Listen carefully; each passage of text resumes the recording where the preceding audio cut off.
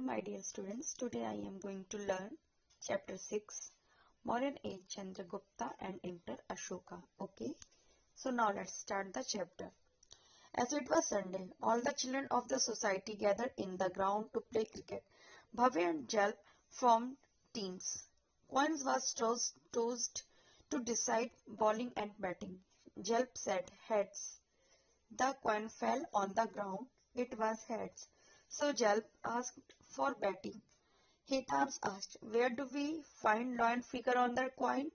Bhavya explained to him, "The lion figure on the coin is heads. This lion's figure has been engraved on the huge pillar of Sarnath. This pillar was built by Emperor Ashoka of Maurya dynasty. India has recognized it as national symbol." Sunday का दिन था, तो जो कुछ बच्चे जो थे society में इकट्ठे हुए क्रिकेट खेलने के लिए ग्राउंड में, और भव्य और जल्प की फॉर्म टीम थी। उन्होंने टॉस किया बॉलिंग और बैटिंग करने के लिए कि कौन पहले बैटिंग और कौन पहले बॉलिंग करेगा। तो जल्प ने कहा कि वो हेड लेगा, तो उन्होंने कॉइन को ग्राउंड में फेंका तो हेड आया। तो जल्प कहता है कि मैं बैटिंग करूंगा। तो हितांश पूछता है कि where do we find lion figure on the coin, किस तरफ लॉयन का फिगर कॉइन में पाया जाता है। तो भव्य उसको बताता है एक्सप्लेन करते हुए, जो लॉयन का फिगर होता है कॉइन में उसको हम हेड बोलते हैं। ठीक है, तो lion figure has engraved the huge pillar of Sarnath. क्या आप लोग जानते हो कि जो लॉयन का जो फिगर है वो कहाँ से लिया गया है? ये जो लॉयन का जो फिगर है वो इनग्रेव वो लिया गया है सारनाथ के बहुत बड़े पिलर से।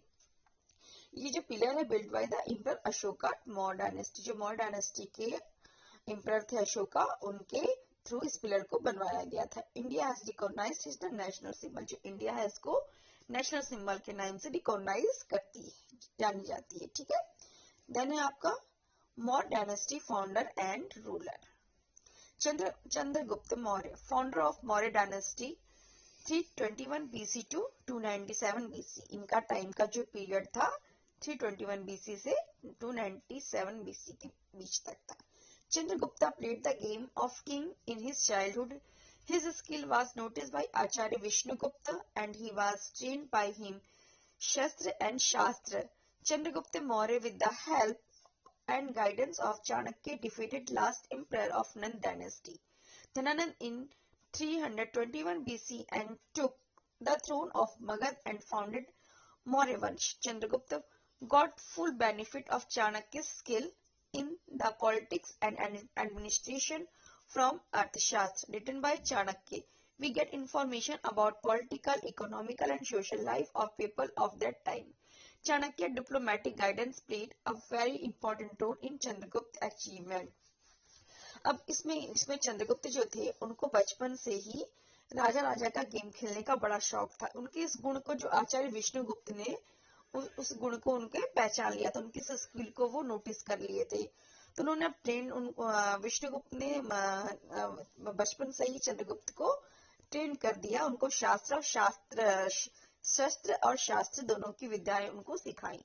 चंद्रगुप्त की हेल्प से और उनके गाइडेंस से चाणक्य की हेल्प से चंद्रगुप्त ने क्या किया, नंद डायनेस्टी को पराजित कर दिया और वहां का जो मगध का जो थ्रोन था, जो राजगद्दी थी, वो मौर्य वंश के हाथ में आ गई। Chandragupta got full benefit of Chanakya skill, जो चंद्रगुप्त को चाणक्य के जो गुण थे उसका उनको फुल बेनिफिट मिला था पॉलिटिक्स में और उसके प्रशासन को सही ढंग से चलाने के लिए। From Arthashastra written by Chanakya we get information about political, economic and social life of the people that time. जो अर्थशास्त्र जो है वो चाणक्य के थ्रू लिखा गया था, इसमें हमें इंफॉर्मेशन मिलती है उस समय की political, economic and social life के बारे में कि उस टाइम का लोगों का पॉलिटिकल लाइफ, सोशल लाइफ और इकोनॉमिकल लाइफ किस तरीके की थी। एंड चाणक्य से diplomatic guidance played a very important role of Chandragupta achievement. Chanakya का जो डिप्लोमेटिक गाइडेंस का जो रोल था वो चंद्रगुप्त की अचीवमेंट के लिए बहुत ही इंपॉर्टेंट था। उसमें उनका जो ये डिप्लोमेटिक जो गाइडेंस का रोल था उसमें उसने बहुत बड़ी हेल्प की और मोस्ट इम्पोर्टेंट रोल था चाणक्य का चंद्रगुप्त को मौर्य वंश की मगध की गद्दी दिलवाने में। ठीक है, देन है आपका Chandragupta conquered four territories, Kabul, Kandahar, Herat, and Balochistan. After defeating Greek king Seleucus Nicator, being impressed by Chandragupta's bravery, Seleucus married his daughter Helena with the Chandragupta and sent his ambassador Megasthenes to his court. During his stay in Patliputra, Megasthenes wrote a book Indica, which provides important and basic information about the capital and administration of Magad Empire. जो चंद्रगुप्त ने conquered किया 4 territories की, काबुल, कंधार, हेरत और बलूचिस्तान के साथ. अब after उसके बाद उन्होंने ग्रीक में सेल्यूकस निकेटर को भी उन्होंने पराजित किया. और सेल्यूकस निकेटर तो चंद्रगुप्त की ब्रेवरी से बहुत ही इम्प्रेस हुए, तो सेल्यूकस ने जो उनकी बेटी थी हेलेना, उसका विवाह चंद्रगुप्त के साथ कर दिया और एम्बेसडर के रूप में मैगस्थनीज को मगध के कोर्ट में भेज दिया. During his stay at Patliputra, Megasthenes wrote a book Indica. जिस समय जो मैगस्थनीज जब पाटलिपुत्र में रह रहा था तो उसने इंडिका नाम की एक बुक लिखी, which provides important and basic information about the capital and administration of Magad Empire. ये जो बुक है इसमें important बेसिस बताए गए हैं किसके बारे में, वहाँ की राजधानी और वहाँ की जो प्रशासनिक व्यवस्था थी मगध एम्पायर की, उसके बारे में. Then extension of state. Chandragupta tried to establish the sovereign power over whole of India by spreading his authority with the valor and diplomacy of Chanakya in other regions of India. He ruled in north from Afghanistan, Peshawar, Kandahar to Bengal in the east. He extended his power even the western India also. जो चंद्रगुप्त जो थे बहुत ही महत्वाकांक्षी शासक थे, वो पूरे all over India में वो अपना पूरा प्रशासन को फैलाना चाहते थे. इसके लिए उन्होंने क्या किया, with the valour and diplomacy of Chanakya in the region of India. इसके लिए उन्होंने चाणक्य की डिप्लोमेसी की जो उसकी हेल्प ली और पूरे ऑल ओवर इंडिया में अपने राज्य का विस्तार करने के लिए. और उन्होंने रूल किया नॉर्थ अफगानिस्तान में, पेशावर पे, कंधार पे एंड बंगाल में, ईस्ट में बंगाल में. देन एंड उसने अपने पावर को वेस्टर्न इंडिया में भी बढ़ा लिया था. It is stated in some of the sources that he had his root even Saurashtra also. इसके अलावा उन्होंने सौराष्ट्र स्टेट में भी अपने रूल्स को, मैंने उसका प्रशासन के सोर्सेस को फैलाया. He had appointed Pushpagupta, a Vaishya Amatya, as its governor. Pushpagupta constructed Sudarshan Lake by constructing dams on the river flowing from Girnar mountain in Girnar, Junagadh in Saurashtra. अब जो चंद्रगुप्त ने वेस्टर्न इंडिया में भी अपना पूरा rule स्थापित कर शासन फैला लिया था, इसलिए फिर उन्होंने जो सौराष्ट्र में भी उनका शासन हो गया था. उन्होंने पुष्यगुप्त को अपॉइंट किया था, वैश्य अमात्य को भी एज ए गवर्नर. पुष्यगुप्त ने कंस्ट्रक्शन का जो सुदर्शन लेक है उसका काम करवाया और डैम बनवाए एंड गिरनार पर्वत बनवाया जो कि जूनागढ़ में है, सौराष्ट्र में. Konkan, Karnataka, Maharashtra and other region of southern India were also part of the Magadha empire. अब आप देखिए इसमें जो कोंकण है, कर्नाटका, महाराष्ट्र एंड जो और भी रीजन है साउथ इंडिया के, वो सब पार्ट थे मगध एम्पायर के. In the northwest, the territories up to western Kandahar, Afghanistan were also under authority of Chandragupta. Thus, the sovereignty of Maurya Empire was practiced all over India. ये सारे तो थे ही इन मौर्य साम्राज्य में सम्मिलित. उसके अलावा उन्होंने मगध एम्पायर ने इन नॉर्थ इंडिया में जो टेरिटरीज थी वो वेस्टर्न गांधार, अफगानिस्तान थी. इसके अलावा also under the authority of Chandragupta. ये सारी जो अथॉरिटी थी चंद्रगुप्त के अंदर आती थी. इसी प्रकार उन्होंने मौर्य एम्पायर के लगभग मोस्टली इंडिया के जो अधिकतर पार्ट थे उस पर उनका मौर्य वंश का ही शासक था, वो मौर्य वंश में ही आते थे. जैसे देखिए मोस्टली सारे स्टेट जो है वहां पे मौर्य वंश का ही शासन रहा है. ठीक है बेटा, आप इसमें देखिए. देन आपका नेक्स्ट है, Chandragupta spent the last time of his life with Jain Muni भद्रा बहु इन Shravan Belgudu of Mysore, now Karnataka. He died in 297 BC. Descriptions about Chandragupta's 24 years rule over state and his adoption of Jainism in the last year of his life is found in Jain Purans. अब चंद्रगुप्त ने अपना जो last time है life का, उन्होंने मुनि भद्रबाहु के जो कि जैन धर्म के जो मुनि थे, भद्रबाहु जो सर्वण बेलुगढ़ ऑफ द मैसूर में पड़ता है, वहां पे वो गए और उन्होंने वहां पे 297 में वहां पे वो मरे। डिस्क्रिप्शन अबाउट द चंद्रगुप्त, जो डिस्क्रिप्शन बताते हैं जो चंद्रगुप्त 25 ईयर्स तक उन्हें rule over state and his adoption the Jain, उसने 24 ईयर्स तक वहां पे रूल किया। उसके बाद उन्होंने जैन धर्म को लास्ट टाइम पर उन्होंने ग्रहण कर लिया, धारण कर लिया और जैन धर्म को मानने लगे थे। और he found in Jain Puranas, वो जैन पुराण को भी मानते थे। The history before establishment of Maurya dynasty in India is called pre history. जो हिस्ट्री है मौर्य डायनेस्टी के पहले की, मौर्य वंश के पहले की, उसको हम प्री हिस्ट्री के नाम से जानते हैं। The act and supporting information of Maurya dynasties is available from various sources. जो एक्ट है, सपोर्टिंग है इंफॉर्मेशन, जो इंफॉर्मेशन है मौर्य डायनेस्टी के, वो अभी भी बहुत सारे सोर्सेज में हमें देखने को मिलते हैं या फिर मौजूद है, जो भी आप कह लीजिए। The Maurya empire established by Chandragupta Maurya with the help of Vishnugupta Chanakya is said to be the first historical empire of India. जो मौर्यन का जो एम्पायर था, जो शासन था, वो जो चंद्रगुप्त मौर्य, वो विष्णुगुप्त की हेल्प से ही वो मौर्य वंश का एम्पायर बना। ये जो मौर्य वंश का जो एम्पायर था, इनको इंडिया का फर्स्ट हिस्टोरिकल एम्पायर कहा जाता है। ठीक है, देन है आपका sources providing information about Maurya dynasty. कौन से सोर्सेज है मौर्य डायनेस्टी के? तो अर्थशास्त्र किसके द्वारा लिखा गया? Acharya Vishnugupta, Chanakya, Kautilya. Okay, then Indica, Megasthenes, Dipavamsa and Mahavamsa, Buddhist text, cyclone and Mudrarakshasa drama है विशाख दत्त के द्वारा ये सवाल लिखा गया है, written by the Vishakh Dutt.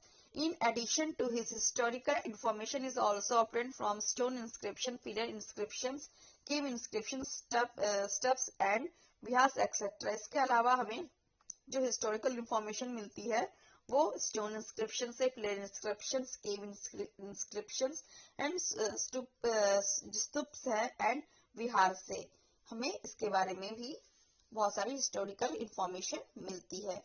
ठीक है, देन है आपका ग्रैंड ट्रंक रोड। ठीक है, it is the oldest and longest road is in the Asian continent. ये बहुत ही पुराना और बड़ा रोड है एशियन कंटेंट का। This road was at first constructed at the time of Chandragupta Maurya. ये रोड का जो फर्स्ट कंस्ट्रक्शन वर्क हुआ था वो चंद्रगुप्त के टाइम में हुआ था। It used to connect Tamralipti with Taxila and Taxila with Central Asia. ये जो रोड था वो कनेक्ट करता था किससे? ताम्रलिपति से और तक्षशिला के साथ। एंड तक्षशिला जो था उसमें सेंट्रल एशिया माना जाता था, एशिया का सेंटर माना जाता था। At that time this road extend from the Ganges plains to Gandhara. इस टाइम पे जो ये जो रोड है वो एक्सटेंड किया गया था गंगेस प्लेन से गांधार तक। The road was rebuilt during the reign of Sher Shah Suri. ये जो रोड था रिबिल्ड करवाया गया था फिर से शेर शाह सूरी के टाइम में। And during British rule Dalhousie rebuild the road from Calcutta to Peshawar. इसके ब्रिटिश के शासन काल में भी डलहौजी ने इस रोड को रिबिल्ड करवाया था कोलकाता टू पेशावर के लिए। At present this road is known as the national highway from Delhi to Calcutta. इस टाइम पे, इस प्रेजेंट टाइम पे इस रोड को हम नेशनल हाईवे के नाम से जानते हैं, दिल्ली टू कलकत्ता के। ठीक है, देन है आपका बिंदुसार। बिंदुसार का जो टाइम पीरियड था वो कब से कब तक था? 297 BC to 273 BC. After the death of Chandragupta, his son Bindusar came to the throne of Magad. He retained the huge kingdom inherited from the father Chandragupta and gifted the same to his son Ashoka. It can be considered as one of his greatest achievements.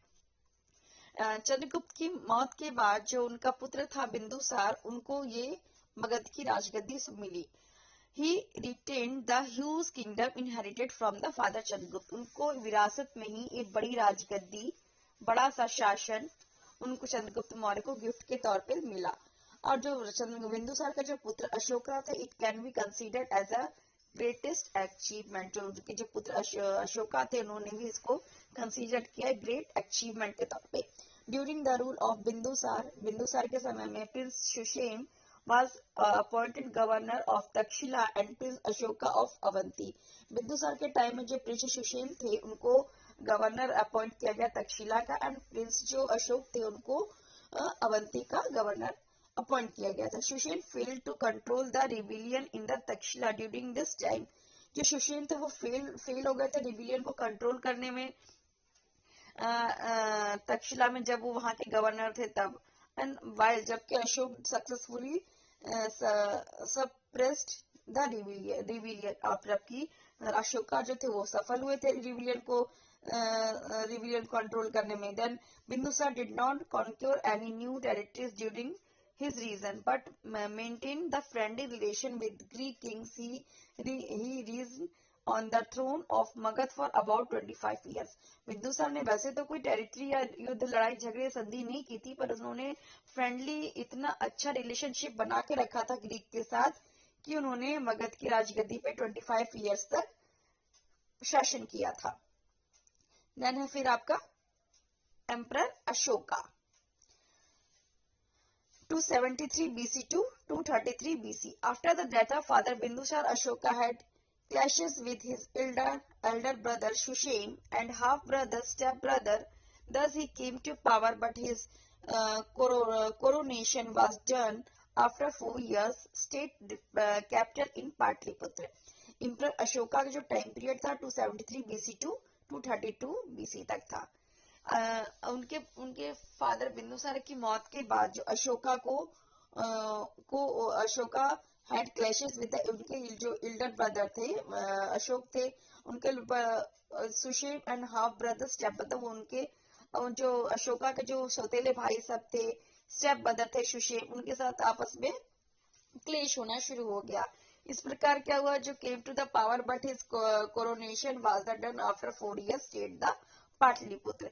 इस तरह से तो क्लेश होता गया. तो इस तरह से क्या हुआ, जो पावर जो था 4 साल तक कोरोनेशन के साथ पाटलिपुत्र में उनको चलाना पड़ा सबके साथ में मिलके. After the coronation Ashoka increase the royal inheritance inherited from his father. According to his stone inscription, his empire extended from Gandhar and Peshawar on the northwestern border to Nepal in northern India up to Mysore, present-day Karnataka in the south, Gujarat, Saurashtra in the west, Magad, present Bihar in east, Kalinga, present-day Odisha. Coronation के बाद अशोका ने अपनी जो शक्ति थी, अपना जो राज्य का विस्तार करना था, उसने उसको बाहर और भी बढ़ाया. उसने अपने फादर की में मिली जो विरासत जो राजगद्दी थी, उसको और भी उन्होंने मतलब उसको और रॉयल मतलब उसको और भी रॉयल रूप प्रदान किया, मतलब उसको और भी आगे बढ़ाया, उसको और भी ख्याति प्राप्त की. तो Ashoka increased the royal inheritance the inherited from his father. उसने जो उनके पिता ने जो बिंदुसार ने जो अपने शासन को फैला था, उन्होंने उसको और भी उसका विस्तार किया. जो according to the stone inscription, जो स्टोन की जो इंस्क्रिप्शंस हैं और एम्पायर एक्सटेंड फ्रॉम, तो उसके अकॉर्डिंग ये पता चलता है कि उन्होंने जो उनका जो एम्पायर था वो उन्होंने एक्सटेंड किया था कंधार से पेशावर तक on the north western border and Nepal तक and north India up to Mysore, and जो कि प्रेजेंट कर्नाटका में है, और साउथ में गुजरात, सौराष्ट्र, एंड वेस्ट में उनका गुजरात में था, एंड प्रेजेंट जो मगध एंड जो कि ईस्ट में है कलिंगा भी को भी उन्होंने इन सारे राज्यों पे भी उन्होंने पूरा अपना अधिकार जमा लिया था, उन्होंने अपने एम्पायर को पूरा विस्तार कर लिया था। ठीक है। Then battle of Kalinga and Ashoka, reversal heard change. अब बेटा इसमें क्या है, Kalinga situated in the neighbourhood of Magadha was a part of Magad Empire at the time of Nand King, but after establishment of Maurya Empire, it became independent. Ashoka, who wished to make Kalinga Kalinga, a part of the Magad Empire, again declared war on King Jayant of Kalinga in the eighth year of his coronation. Ashoka was victorious in his war. जो कलिंगा है वो मगध के पड़ोसी में राज्यों पड़ोस में ही पड़ता था, और वो मगध का जो एम्पायर था उस समय वहां पे नंद वंश का शासक था, नंद वंश वहां के राजा थे। बट आफ्टर जब मौर्य वंश के वहां के शासन हुए तो वो पूरा स्वतंत्र हो गया था। अशोका की इच्छा थी कि वो कलिंगा को भी मगध में मिला लें और उसको भी अपने एम्पायर में शामिल कर लें। इसके लिए उन्होंने क्या किया, डिक्लेयर कर दिया, बार बार युद्ध किया उन्होंने कलिंगा के साथ, लगभग 8 सालों तक उन्होंने युद्ध किया। लास्ट में जो अशोक थे वो उनको जीत हासिल हो जाती है, वो विक्ट्री हासिल उनको हो जाती है। After achievement victory in the war, उनको इस वॉर के बाद विक्ट्री जीत तो मिल जाती है, पर Ashoka saw gloom and sorrow everywhere in the battlefield as well as in the city, seeing loss of life and property in the war and crying women and children, his joy over victory and Kalinga was lost. उनको इसके बाद इस बार बार बार युद्ध करके उनको जीत तो हासिल हो जाती है, वो अपने साम्राज्य का भी विस्तार कर लेते हैं, पर ये सबको देख के अशोका को बहुत ही दुख होता है, बहुत ही उनको इस चीज का पछतावा होता है, उनको दुख होता है, उनको खुशी नहीं होती है कि इस जो युद्ध हुआ इससे चारों तरफ अशांति, खून खराब, नरसंहार पूरा फैल गया, तो उनको बहुत दुख हुआ था।